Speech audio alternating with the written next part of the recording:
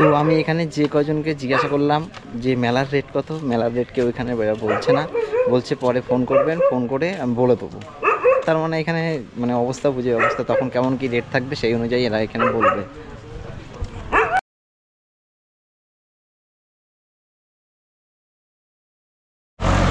তো এইদিকে হচ্ছে মন্দির, মন্দির ছেড়ে এই যে রাস্তাটা চলে গেছে এইদিকে সোজা গিয়ে আবার আপনার মানে বাস স্ট্যান্ড যেদিকে আছে ওদিকে যেতে পারবেন। তো এই রুটেই হচ্ছে অনেকগুলো হোটেল রয়েছে, সেই হোটেলগুলো আপনাদেরকে দেখিয়ে দিই চলুন।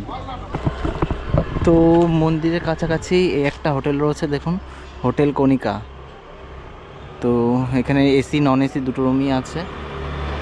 একদম ওই দিকে ওই যে মন্দিরের চূড়া দেখা যাচ্ছে ওই দিক থেকে এখানে মন্দিরটা রয়েছে। আর এই হচ্ছে এদের দেখুন হোটেলের কার্ড।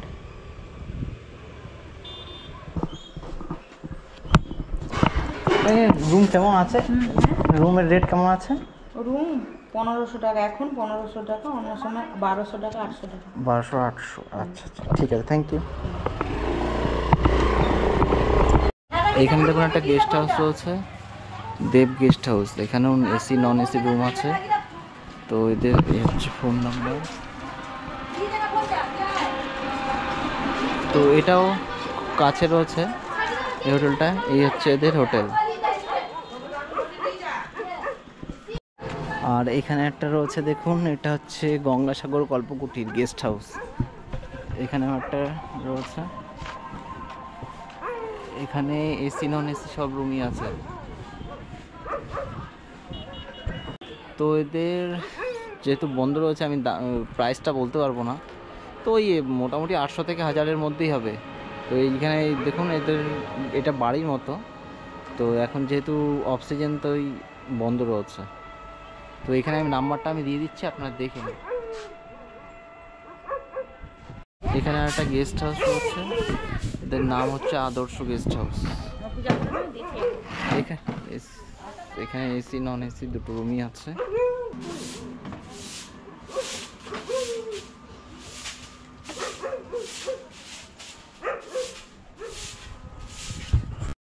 আর এই হচ্ছে ভারত সেবাশ্রম সংঘ। আপনারা যারা এখানেও থাকার ব্যবস্থা আছে। তো চলুন ভিতর থেকে আপনাদের একটু ঘুরিয়ে নিয়ে আসি। তো এই হলো দেখুন ভারত সেবাশ্রমের নিয়মাবলী। দেখুন এখানে লেখা রয়েছে আধার পরিচয়পত্র জমা দেওয়া বাধ্যতামূলক। এখানে আধার কার্ড দিতে হবে। আর কোনো সিঙ্গেল ব্যক্তিকে এখানে এরা রুম দেয় না, একদম এখানে সব দেখুন দেওয়া রয়েছে। এই হলো ভারত সেবাশ্রম সংঘের মন্দির, দেখুন খুব সুন্দর মন্দির এখানে। আর এই যে যেগুলো দেখছেন এগুলো সব থাকার জায়গা। তবে এই ভারত সেবাশ্রম সংঘ কিন্তু অ্যাডভান্স বুক হয় না। এখানে এসে লাইন দিতে হবে, সকালবেলায় জিজ্ঞাসা করলাম, দিয়ে তারপর এখানে রুম বুক করতে হবে। তো ভারত সেবাশ্রমে আপনারা যদি থাকতে চান, যদি মেলার সময়ও এসে থাকতে চান, তাহলে এদের এখানে নিয়ম হচ্ছে একটাই, মানে একদম সকালবেলা আসতে হবে, এসে লাইনে দাঁড়াতে হবে। যতক্ষণ রুম থাকবে এরা আপনার এন্ট্রি করবে আর রুম দেবে। এদের এখানে অ্যাডভান্স কোনো বুক হয় না। তো আপনারা মেলার সময় যদি আসেন তো আসতে পারেন, আর যদি মেলার সময় নাও আসেন তাহলে অন্য সময় যদি আসেন তো এখানে থাকতে পারবেন। আর এখানে বলে দিচ্ছি, মেলার সময় যদি আসেন, বললো যে ওরা 13-14 তারিখের দিকে মোটামুটি আসতে হবে, আসলে তখন থেকে রুম বুক করে রাখতে হবে, তাহলেই আপনারা মেলার সময় থাকতে পারবেন। তো এখানে দেখুন একটা গেস্ট হাউস রয়েছে, এখানে লেখা রয়েছে সোনালী গেস্ট হাউস। তো এই ওদের হচ্ছে ফোন নাম্বার রয়েছে, ঠিকানাটা হচ্ছে গঙ্গাসাগর পুরাতন বাস স্ট্যান্ড। তো এই যে ম্যাজিক গাড়িটা ঢুকলো এইদিকে সোজা গেলে আপনাদের মন্দির যেতে হবে, আর ওইখানে বাস স্ট্যান্ডের গেট দেখা যাচ্ছে, তার সামনেই হচ্ছে এই সোনালী গেস্ট হাউস। তো এইগুলো সব বাড়ির মধ্যে থাকার জায়গা। তো আপনারা যদি এখানে থাকেন তো এখানে যোগাযোগ করতে পারেন। তো এখানে একটা রয়েছে দেখুন গঙ্গাসাগর দাস গেস্ট হাউস, এই হচ্ছে এদের ফোন নাম্বার। এখানে দেখুন লাক্সারি রুম, এসি রুম, নন AC room, kitchen room available, attach bathroom, geyser, এগুলো সব আছে। আর এই যে এটা দেখছেন এটা হচ্ছে দাস গেস্ট হাউস।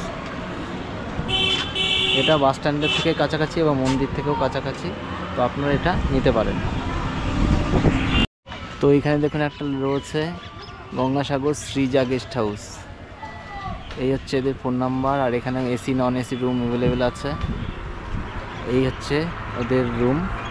এখান থেকে গিয়ে 3 তলা এই বিল্ডিংটা, এই হচ্ছে সৃজা গেস্ট হাউস।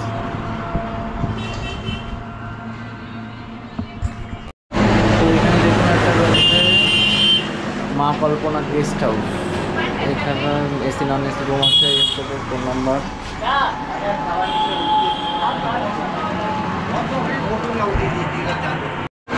তো এই একটা গেস্ট হাউস রয়েছে, দেখুন এটার নাম হচ্ছে কৃষ্ণকালী গেস্ট হাউস।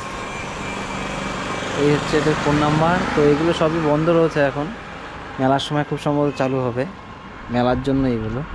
তো আপনারা এগুলো কন্ট্যাক্ট করে দেখতে পারেন যে কত নিচ্ছে। যেহেতু এখানে কেউ নেই, তো আমি রেটটা আপনাদেরকে বলতে পারছি না। তো ওই যে বাস স্ট্যান্ডের কাছাকাছি রয়েছে এই হচ্ছে গেস্ট হাউস। আর এখান থেকে মন্দিরের দূরত্ব ওই মোটামুটি ওই 5 থেকে 600 মিটার মতো হবে। তো আমি এখন দাঁড়িয়ে রয়েছি, এটা হচ্ছে স্বর্গ আশ্রম। তো এই স্বর্গ আশ্রমের এখানে রুম পাওয়া যায়। আর যদি মেলার সময় আপনারা এখানে আসেন, তো এখানে হলঘর মতো থাকবে, মানে এরকম লম্বা বিছানা থাকবে, ওখানে থাকার ব্যবস্থা আছে। তো এখানে থাকার জন্য মানে কোনো পয়সা লাগবে না যদি মেলার, আর প্লাস হচ্ছে মেলার সময় এখানে খাবার ফ্রি। তো শুধু যাওয়ার সময় আপনারা মানে ট্রাস্টের যেতে আপনাদের মনে যা চাইবে তাই আপনারা দিতে পারবেন। এইখানে কোনো মানে ভাড়া সিস্টেম নেই। আর যদি এখানে আপনার রুম নিতে চান, রুম আপনাদের কলকাতা থেকে বুক করে আসতে হবে। কলকাতায় এদের হেড অফিস রয়েছে, সেখান থেকে রুম বুক করে আসতে হবে। আর এখানে এমনি রুম পাওয়া যায়। এটা হচ্ছে মেলার সময় কথা বলছি। আর এমনি নর্মাল সময় যদি আপনারা আসেন, যদি রুম ফাঁকা থাকে, তো রুম এখানে আপনারা এসে নিয়ে নিতে পারবেন না। এইটা আচ্ছা, এটা হচ্ছে কলকাতার নাম্বার। আচ্ছা, তো এখানে আপনাদের রুম বুক করতে গেলে দেখুন লেখা আছে, এখানে যে ফোন নাম্বারটা দেওয়া আছে 8420998330, এই নাম্বারে আপনাদের কন্ট্যাক্ট করে আসতে হবে। রুমটা খুব সুন্দর, এদের আশ্রমটা খুব সুন্দর আছে। দেখুন এখানে একদম সাজানো গোছানো রয়েছে, এগুলো সব থাকার জায়গা। আর এখানে সামনে একটা গার্ডেন মতো আছে, বেশ সাজানো গোছানো রয়েছে। এই হচ্ছে টোটাল রুম। মন্দির আছে ওদিকে না? আচ্ছা, তো এইখানে একটা মন্দির রয়েছে, চলুন মন্দির থেকে আপনাদের ঘুরিয়ে নিয়ে আসি।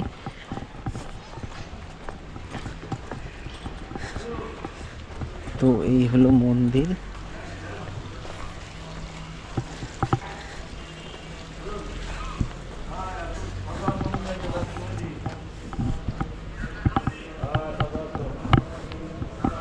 তো হলো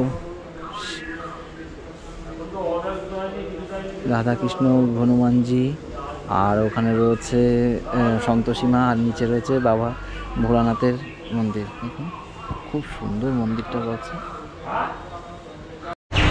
তো মেলার সময় একমাত্র সস্তায় থাকার জায়গা হচ্ছে এই একটাই আশ্রম আমার মনে হলো, কারণ এখানে হচ্ছে আপনার থাকা ফ্রি, খাওয়াটাও ফ্রি। শুধুমাত্র যদি আপনারা কম্বল নেন, শুধুমাত্র কম্বল নিলেই তবে 200 টাকা দিতে হচ্ছে, আদারওয়াইজ কোনো খরচা নেই। তো আপনারা যদি আগে থেকে আসেন, তো এই হোটেল না, এটা আশ্রম, এই আশ্রমে কিন্তু আপনারা থাকতে পারবেন।